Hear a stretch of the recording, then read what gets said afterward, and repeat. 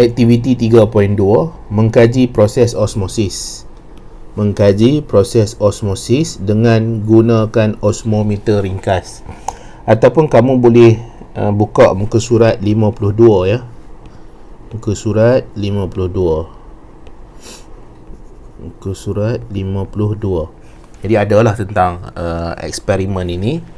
Kamu boleh tengok aktiviti-aktiviti yang ada dalam buku teks tu, di tepi tu dia ada tulis perkataan eksperimen. Ada juga aktiviti-aktiviti yang ada dalam setiap bab ni dia tak melibatkan eksperimen ya. Jadi boleh tengoklah, boleh tengok dia ada aktiviti yang selain daripada eksperimen. Tapi sebagai contoh muka surat 65. Okey, buku teks muka surat 65, aktiviti tu dia projek. Projek ni kamu kena jalankan projek lah. Dia selalunya boleh buat carian di internet untuk kamu fahamkan tentang aktiviti 3.6 tu. Tapi eksperimen ni memang sepatutnya kena buat di sekolah. Okay, sepatutnya kena buat di sekolah sebab dia melibatkan peperiksaan, dia melibatkan amali, dia ada markah dia. Sepatutnya kena buat di sekolah dan cikgu-cikgu sepatutnya kena jalankanlah eksperimen ni. Kalau tidak, kesian dekat kamu nanti. Lagi itu dah menjadi tanggungjawab seorang guru lah untuk memastikan semua eksperimen yang ada dalam buku teks ni dijalankan oleh kamu. Okey, kita tengok apa benda dalam eksperimen aktiviti 3.2 ni. Mengkaji proses osmosis dengan menggunakan osmometer ringkas. Jadi aktiviti yang atas ni, tajuk ni, dia adalah tujuan. Kamu kena ingat tujuan. Tujuan ni selalunya dia ada perkataan mengkaji. Okay? Tujuan kita jalankan eksperimen ni adalah untuk mengkaji lah.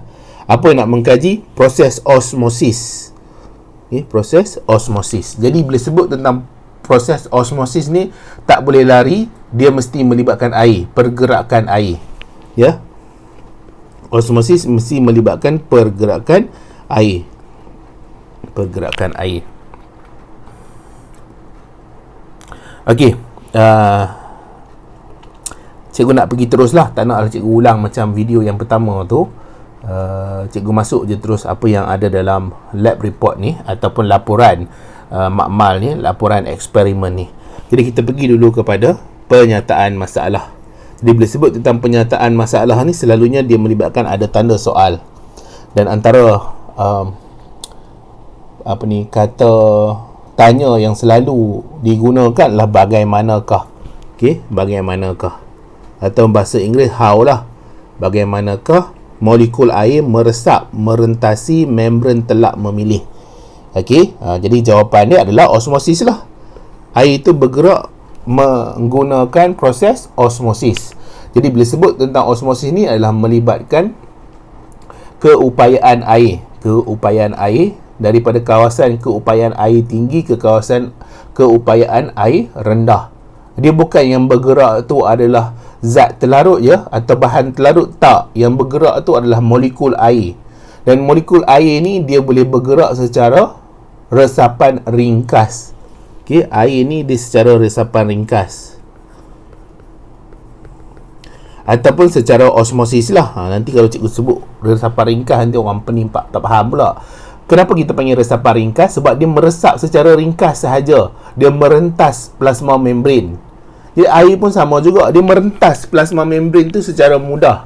Tetapi kita tak panggil dia resapan ringkas. Okey? Kita panggil dia osmosis. Tapi dia ciri-ciri dia sama dengan resapan ringkas.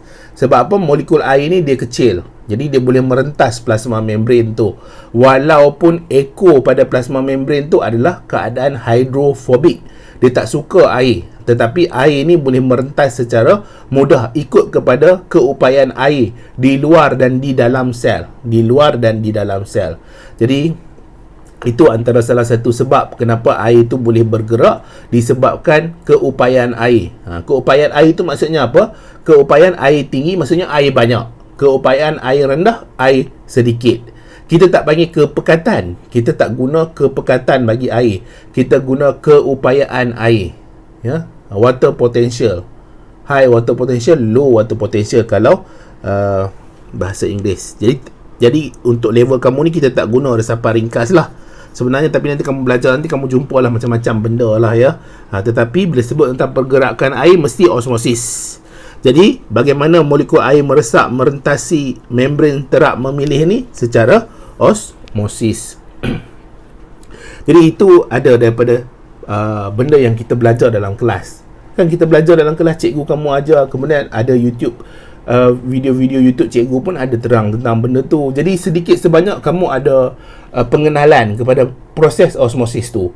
Cuma sekarang kita nak jalankan eksperimen untuk membuktikan bahawa osmosis tu memang berlaku, proses yang boleh berlaku, fenomena semula jadi. Okay, fenomena semula jadi. Jadi kita nak ada pembuktian.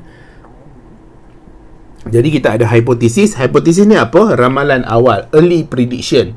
Ramalan kita, apa yang akan berlaku di akhir eksperimen ataupun keputusan bagi eksperimen yang kita jalankan ni. Jadi osmosis berlaku apabila molekul air bergerak dari larutan cair ke larutan pekat melalui membran separa telap. Nampak tak? Ada perkataan larutan cair. Jadi larutan cair ni dia ada tinggi water potential atau keupayaan air. Manakala bagi larutan pekat pula, dia tinggi, dia rendahlah keupayaan air. Larutan cair ni dia rendah dia punya zat terlarut. Keupayaan air tinggi, keupayaan air rendah ni dia tinggi zat terlarut. Okey, cikgu harap kamu tak confuse, tak keliru lah benda ni ya. Sangat-sangat penting ni. Dan kamu kena ingat, dia ada nama dia tu kan, kita ada larutan. Jadi larutan ni ada kita panggil sebagai hipertonik. Okey, larutan ni ada kita panggil sebagai hipertonik. Cikgu boleh tulis tak? Kita ada hipertonik, kita ada hipotonik, kita ada isotonik. Ini kalau kita cerita tentang larutan. Tapi keadaan hipertonik, hipotonik, isotonik ni dia tak semestinya hanya untuk larutan sahaja. Larutan ni yang selalunya dekat luar lah. Dia boleh juga keadaan di dalam sel. Di dalam sel. Ni sel lah, sel ya. Dia juga boleh keadaan di dalam saluran darah. Ni saluran darah. Okey, contohnya ni arteri ataupun kapilari darah. Boleh juga merujuk kepada keadaan darah tu dia hipertonik, keadaan darah tu isotonik, keadaan darah tu hipotonik. Sebab apa? Sebab dia ada kuantiti air yang akan memainkan peranan, dan dia ada sel-sel yang akan terkesan daripada perubahan keadaan hipertonik, hipotonik dan isotonik. Okey, cikgu tak nak terang lebih lanjut lah mendalam, nanti pening lagi kepada kamu. Kamu sepatutnya bila nak buat eksperimen ni dah kena belajar dah chapter ketiga, tingkatan 4 tu. Chapter ketiga tu kena buat dulu. Selalunya bila nak buat eksperimen kena belajar dulu. Tak boleh masuk buat eksperimen tak belajar lagi. Sepatutnya kalau kamu nak tengok video ni kena tengok dululah video bab yang ketiga tu. Okay? Tapi tak apalah ya. Sebab yang ni sekadar nak buat apa ni, nak bagi kamu faham saja, nak ulang balik, nak bagi kamu ingat, bagi kamu faham. Okey. Tapi kalau sepatutnya kalau nak buat eksperimen kat sekolah tu, kena cikgu di sekolah tu ajar dulu bab tersebut, barulah buat eksperimen. Okey, kemudian kita ada radas.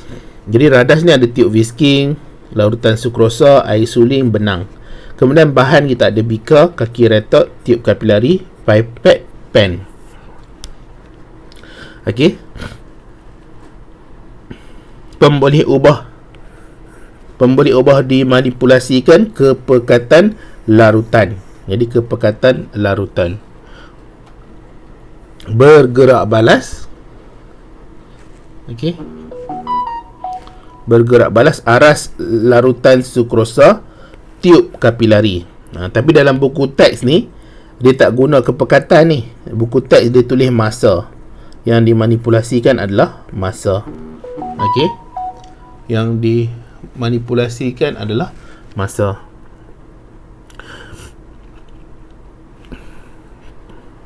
bergerak balas adalah aras larutan sukrosa dalam tiub kapilari. Jadi dia ada tiub kapilari. Ni tiub kapilari lah, tiub kapilari. Okey, jadi ini tiub whisking. Okey, ni beaker lah, bikar. Okey, kemudian biasalah cikgu selalu bagi tahu kamu, bila kamu dah berjalan ke eksperimen tu, bila kamu dah faham, paling tidak pun kamu kena dapat bayangkan gambar rajah ni. Bila kata tentang osmometer ringkas, kena bayangkan gambar rajah ni.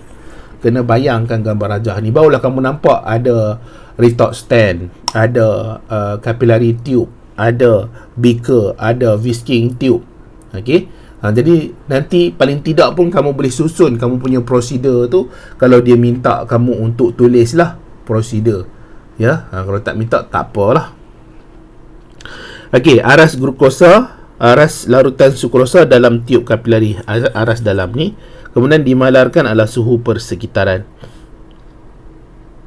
Prosedur dia, tiub whisking direndam dalam air sehingga lembut. Kenapa cikgu baca juga prosedur ni? Supaya kita dapat sesuaikan dengan penulisan yang betul bagi eksperimen. Kamu nak tulis sendiri pun boleh jugalah, guna ayat kamu sendiri. Tetapi kita gunalah, ataupun kita tengoklah, kita ambil contoh daripada penulisan yang dah ada, supaya nanti dia jadi guideline kita, atau kita terbiasa dengan penulisan yang macam tu. Tiub whisking direndam dalam air sehingga lembut. Kemudian salah satu tiub whisking diikat. Jadi salah satunya diikat di hujung ni lah. Okey, pipet digunakan. Tiub whisking diisi 20 ml larutan sukrosa. Okey, jadi pipet ke, measuring cylinder ke, jadi terpulang lah kamu nak guna apa, ya. Jadi pipet lah kot yang paling mudah sekali, sebab kita sedut je dia keluar, kemudian kita masuk dalam tiub whisking. Cuma pipet ni kadang-kadang ada, kadang-kadang tidak ada pada sekolah, ya. Ada. Jadi pipet ni ada teknik nak guna dia juga. Macam mana kita nak lekatkan dia dengan tiub, kemudian kita nak sedut, kemudian kita nak buang tiub yang hujung tu. Okey, nak ambil yang baru pula. Dia ada teknik nak guna, tapi kita boleh isi dia dengan 20 ml. 20 ml larutan sukrosa. Satu hujung. Jadi larutan sukrosa ni dia berada di dalam tiub whisking. Jadi larutan sukrosa. Jadi dia ada larutan sukrosa berapa persen tadi? Dalam kurungan 30% larutan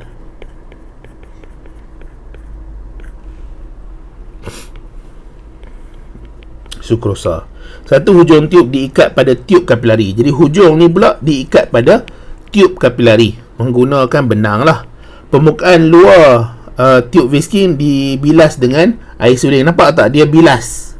Sebab apa? Sebab dia tak nak permukaan luar ataupun garam-garam di luar ataupun sukrosa di luar atau bahan-bahan terlarut yang ada pada permukaan whisking tube tu ganggu eksperimen. Sebab yang lain kena dimalarkan.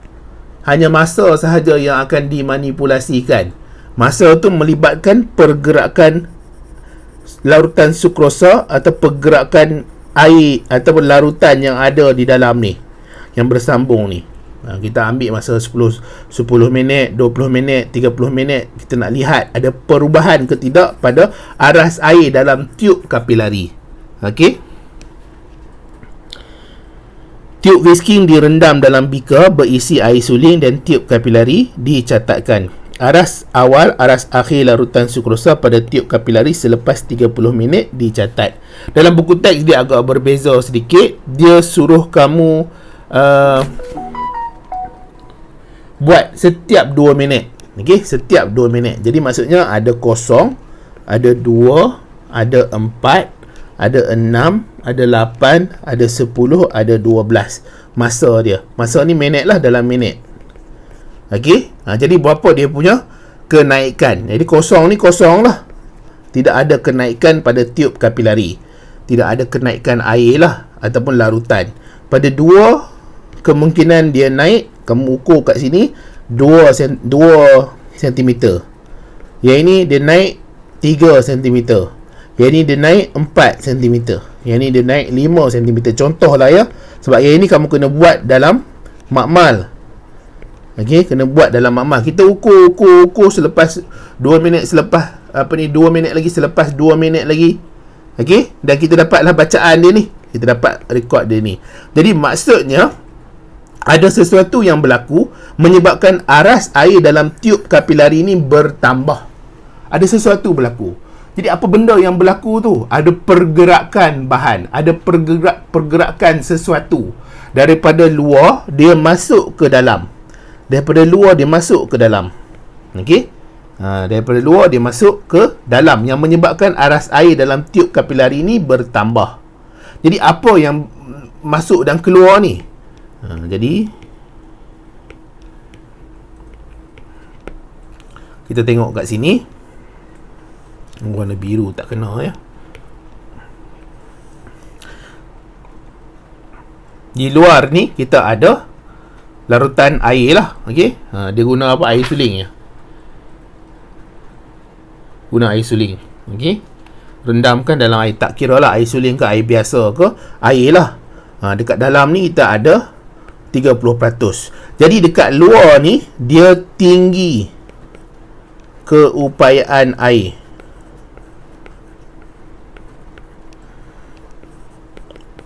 Dekat dalam ni dia rendah keupayaan air. Jadi bila tinggi keupayaan air tu maksudnya apa? Dia rendah zat terlarut. Dia rendah keupayaan air tu dia tinggi zat terlarut. Berapa tinggi zat terlarut dia? Nampak tak dalam tiub whisking ni, dalam tiub whisking. Tak boleh guna nak panah sebenarnya, tapi cikgu nak tunjuk lah. Dalam tiub whisking berapa zat terlarut dia? 30% larutan sukrosa. Okey, 30% larutan sukrosa. Jadi air akan bergerak daripada luar masuk ke dalam. Air akan bergerak daripada luar masuk ke dalam. Air akan bergerak daripada luar masuk ke dalam. Air akan bergerak daripada luar masuk ke dalam. Daripada kawasan keupayaan air tinggi ke kawasan keupayaan air rendah. Kita tak guna perkataan kepekatan air. Walaupun nanti kamu bila dah sambung belajar nanti kemungkinan ada dengar orang guna perkataan kepekatan air. Tapi dalam buku teks, dalam silibus kamu ni, dia selalu guna keupayaan air. Jadi kita ikutlah apa yang ada dalam buku teks je. Cikgu pun kadang-kadang kata apa, tersasul jugalah. Tersasul juga. Guna juga kadang-kadang kepekatan air. Kepekatan ni selalu kita guna untuk zat terlarut. Jadi air akan bergerak daripada luar masuk ke dalam. Jadi air bila dah daripada luar masuk ke dalam, dia takkan boleh keluar balik dah. Jadi maksudnya aras air dalam tiub kapilari ni akan bertambah. 2 minit bertambah, 2 minit bertambah, 2 minit bertambah, 2 minit bertambah sehinggalah dia jadi 7 cm. Okey, pada minit yang ke-12. Tapi kalau dalam ni kamu boleh ubah suai lah. Sebab apa nanti cikgu akan bagi prosedur yang kosong. Okey. Tak tahulah, tengoklah macam mana ya. Kalau ada yang request, tak nak lah cikgu, kami tak nak tulis lah. Kamu janganlah pemalas sangat kan. Kamu tulis lah ya, tulis. Sepatutnya kena rajin lah. Okey. Jadi cikgu padam lah yang ni ya. Kita nak tengok tadi sepatutnya ada keputusan dan boleh buat dalam table. Jadi yang ni sepatutnya boleh jadi table lah. Okey, boleh jadi table. Table ni apa? Jadual. Jadual ni untuk apa? Untuk komunikasi keputusan. Kita nak ceritakan keputusan tu macam mana. Kita ada jadual, kita ada graf. Boleh nak buat graf pun boleh. Tak ada masalah. Okey, bukan benda yang salah kalau kamu buat ya. Okey. Kamu boleh lihat pada muka surat untuk jadual ni, boleh lihat pada muka surat. Jadual ni boleh lihat pada muka surat 52 ya. Buku teks ya. Buku teks. Okey, pemerhatian aras akhir larutan sukrosa lebih tinggi dari aras awal. Of course lah, aras awal ni kosong. Aras akhir dia adalah 7 cm. Okey, aras akhir dalam eksperimen terkawal tidak berubah.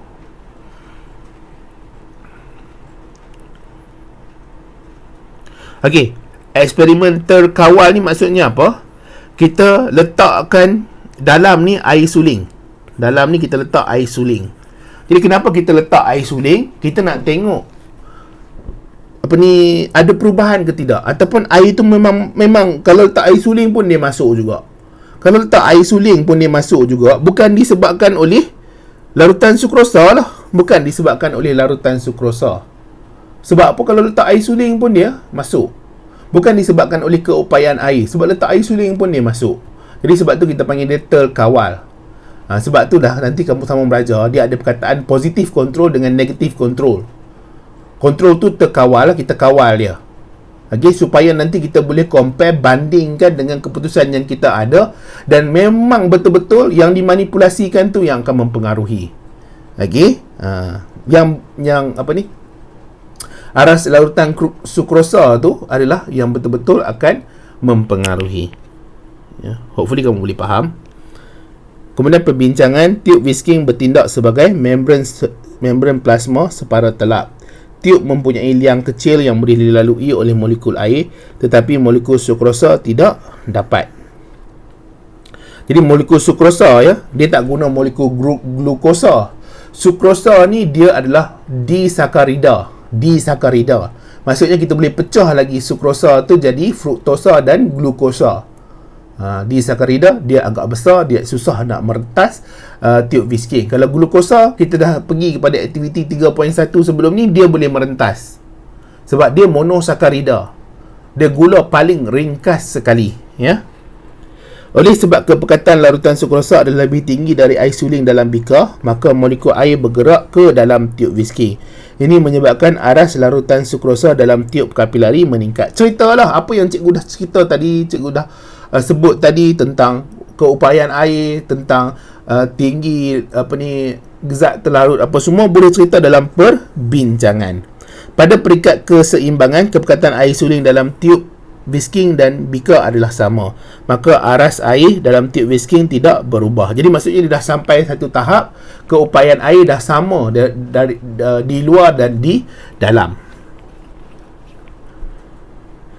Hal ini kerana kadar pergerakan molekul air masuk keluar tiub whisking adalah sama. Nampak tak dia guna kepekatan air suling? Sebab tu cikgu kata dia tak salah. Lagi satu cikgu ambil ni daripada buku rujukan. Perbincangan dia tidak ada dalam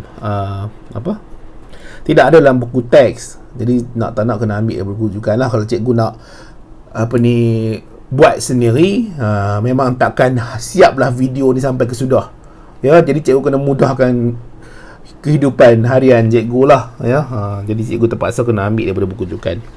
Kesimpulannya, osmosis adalah satu proses molekul air bergerak dari larutan cair ke larutan pekat melalui membran separa telap. Hipotesis diterima. Memang betul lah hipotesis tu. Memang betul hipotesis tu. Okey, jadi hopefully cikgu harap kamu boleh faham lah aktiviti 3.2 ni, mengkaji proses osmosis dengan menggunakan osmometer ringkas. Osmometer ringkas ni apa? Yang ini. Cikgu tukar warna. Yang ini. Tukar warna lagi lah. Okey, yang ini. Osmometer ringkas. Jadi bila sebut tentang osmometer ringkas, boleh terus terbayang gambar rajah yang macam ni. Okey, nanti untuk modul ni ataupun untuk ruangan kosong yang ini, panduan yang kamu boleh tulis ni, cikgu letak dalam grup Telegram. Jadi kamu boleh pergi dan download, boleh print out lah, boleh cetak, kemudian kamu boleh tulis kamu punya sendiri, punya untuk bacaan kamu.